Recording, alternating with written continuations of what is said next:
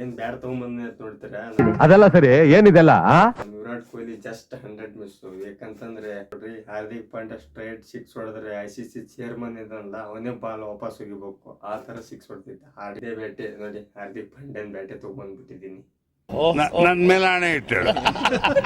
SG ಆಗಿರೋದು ಸ್ವಲ್ಪ weight ಇದೆ, ಆಡೋಷ್ಟ್ರಲ್ಲಿನೇ ಬಾಲ್ ಪಾಸ್ ಆಗಿಬಿಡುತ್ತ ಅಂತ,